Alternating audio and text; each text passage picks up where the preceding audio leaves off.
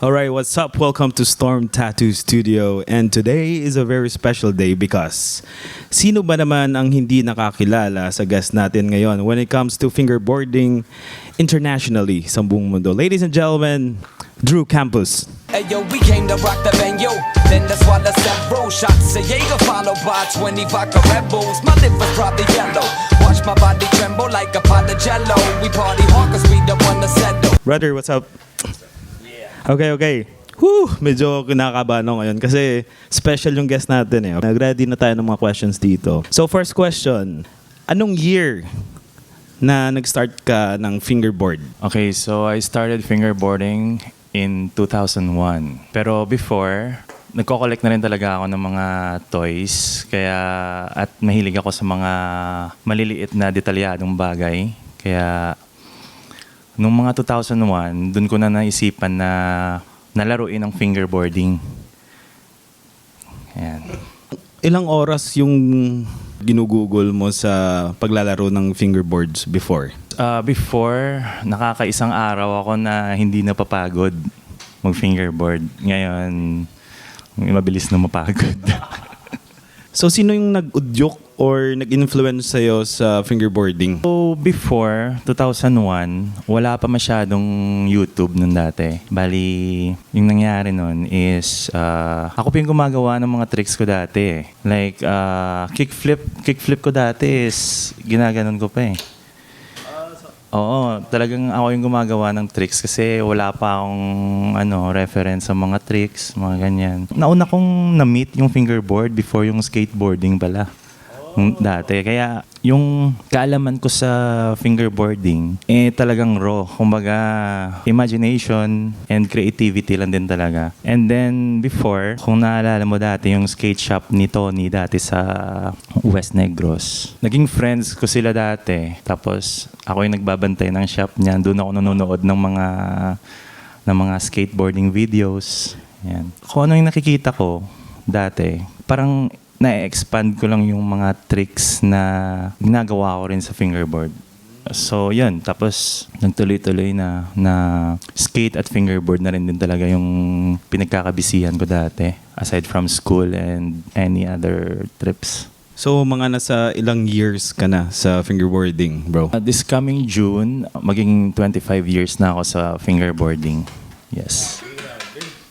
2 dekada tsaka 2.5 decades. Sobra. 2 dekada. So marami ka na nakikita na parang mga fingerboarders na mula sa kids papunta sa mature na. Ang maganda sa fingerboarding kasi wala siyang edad. Kumbaga, all walks of life, all ages, talagang pwedeng maglaro. Siyempre, yun din yung nagiging fuel nila sa mga ginagawa rin nila sa pang-araw-araw. Kasi tulad ng iba na napupunta sa mga maling desisyon sa buhay, mga ganun. Kaya maganda pag may outlet ka kasi talaga. Compare mo sa wala. Kasi napapasama ka sa mga maling tao, mga ganyan. Sa fingerboard, naglalaro lang kayo. May sariling mundo lang kayo dyan. Yung mga nagbabash ng fingerboard, yun yung mga siguro hindi pa nila ganun kakilala yung fingerboarding. Alright, so balance lang, no? Balance sa life, work, tsaka hobby and enjoyment sa ginagawa. So, yung sponsor mo na Black River, paano ka nakita nung Black River and paano yung connection? Kasi noon, wala pang YouTube, sabi mo nga, and then sobrang small, para sa kanya-kanyang lugar, medyo hindi pa siya ganun ka-connected sa iba. So, paano nag-connect yung Black River? Actually, sa Black River, 8 years pa naman ako. So, meron ng social media, meron ng Facebook, may Instagram na rin. Pero dati, kung natatandaan ko, mga 2005 pa ata yung Facebook eh. 2005 pa ata nagsimula yung Facebook. I don't know if tama yung memory palace ko, pero parang ganun din talaga. So sa Black River, yung mga CEO at ang mga team riders na rin dati, parang friend ko na rin sila sa Facebook nun. Tapos constant pa yung posting ko ng mga fingerboard videos, pictures, mga ganun. Kasi pinupush ko talaga dati na iba talaga yung fingerboarding. Like sa mga Tamiya na nakokontrol lang sa paglagay mo ng battery at pag-customize mo. Oo. Kumbaga, it's a play. But fingerboarding is skill-based na laro talaga. So, doon makikita yung creativity. Iba siya eh. Para rin siyang pag-graffiti. Oo.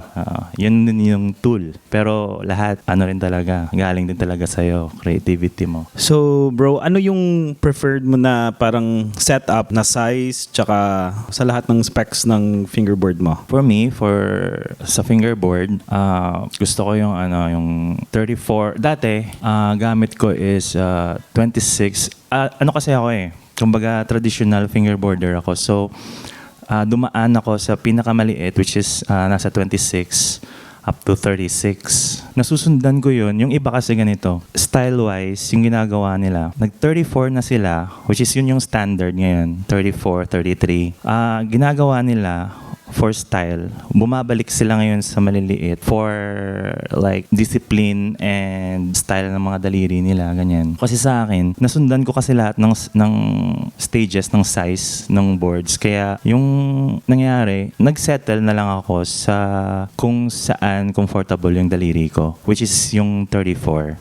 Tapos, nung naglabas yung Black River ng 36, sinundan ko na naman ulit. Kasi yun yung ng sponsor natin. Yeah. Kamusta yung experience and ano yung masasabi mo sa community ng fingerboarders sa Pilipinas ngayon? Fingerboarding sa Pilipinas, marami na rin mga nag-o-organize ng mga fingerboard events ngayon. And most is mga kakilala ko rin. And I'm pretty happy na yung mga ginawa natin dati na mga events is nag-serve din as inspiration sa kanila na magpatuloy sa pag-organize ng mga events dito sa Pilipinas sa fingerboarding. So ano yung ma-advise mo sa mga bagong naglalaro or nagpa-plan na maglaro ng fingerboards? So, sa mga gustong maglaro ng fingerboard, mag-check din kayo ng mga skate videos. It's like, pag pinasok mo kasi yung fingerboarding, parang it's a whole package na it's a whole new world. Parang pagpasok mo ng fingerboarding, sa creativity mo, ganyan, na mag-fuel sa'yo, kailangan mo rin, parang pumasok ka rin sa isang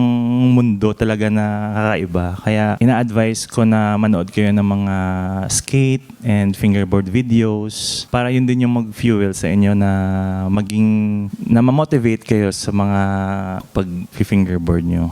Kasi malaking bagay rin kasi lalo na ngayon na social media na lahat, naging na rin siya talaga. It's a work of art na rin eh. Kumbaga, nasa sa creativity nyo kung paano nyo i-execute yan. And of course, yung sa fingerboard, yung mga graphics, syempre, mga artist din gumagawa noon. So, ano siya, mix. Tapos pag gumagawa sila ng videos, video, music, and then editing. Bro, ano yung big misconception about fingerboarding? O, ganon. Siguro yung yung tingin nila sa fingerboard is larong pambata. And yung iba naman parang, wala ka namang mapapala dyan. Dati nga naimbitahan ako sa isang outing. Tapos, may pinakilala sa akin. Ano siya, member siya ng church na nakabili ng slice ng isla dun sa Kawayan ata. Tapos pinakilala ako ng mama ng long-time friend ko.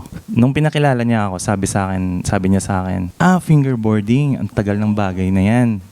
Nilalaro pa namin yan. Gumagapang pa daw yung friend ko dati nung ginagawa na niya. Tapos nagulat ako. Sabi ko, kailangan mo sabihin yun? Tapos parang pinakilala ako ng mama ng friend ko na maayos. Na parang, alam mo ba, siya yung unang naging professional fingerboarder sa Asia. Parang feeling ko, parang na-attack ako agad na, ba't mo sasabihin yung mga ganyan-ganyan? Tapos sinabi pa niya na parang, fingerboard? Hindi naman nakakabili ng bigas yan eh. Nagulat ako sa mentalidad niya. Sabi ko, siguro, wag na lang natin i-discuss yung mga bagay na hindi mo naiintindihan. Kasi magkakaroon lang ng mga hindi pagkakaintindihan. Tapos bigla siyang na-choke.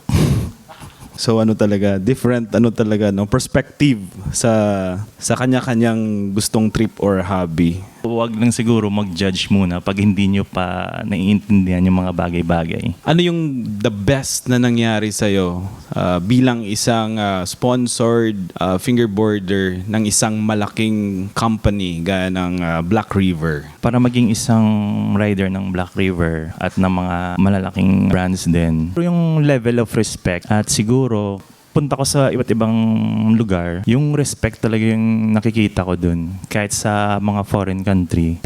Kasi pag tatak Black River ka talaga, parang iba yung level ng pag-aasikaso. At ang tingin nila sa'yo is like, you're an image na talagang iingatan nila kasi dun sila lumaki eh. Kumbaga yung Black River kasi dati, kumbaga tanim talaga sila ng kalidad sa mga ginagawa nila even from the start. Pwede ba mag-request ng isang trick? Kahit ano lang. Kickflip. Kunin muna natin to. Okay. Alright. Yes, one take. Alright. Woo, suave. Okay, bro, promote mo yung sponsors. Sa mga sponsors ko, shout out. First, Black River for my fingerboard equipments. Visuals Fingerboard for my local sponsor. Quicks, Whip Caps, Vans PH, The Turf PH, Ekigai from US. Alright guys, so for this video, mamimigay kami ng Visuals Fingerboard Deck. And comment nyo lang yung name nyo as an entry and also share this video para sa engagement. Alright? See you. Hey yo, we came to rock the venue. Then that's why the several shots of Jaeger followed by 20 vodka Red Bulls. My lip was probably yellow. Watch my body tremble like a pot of jello.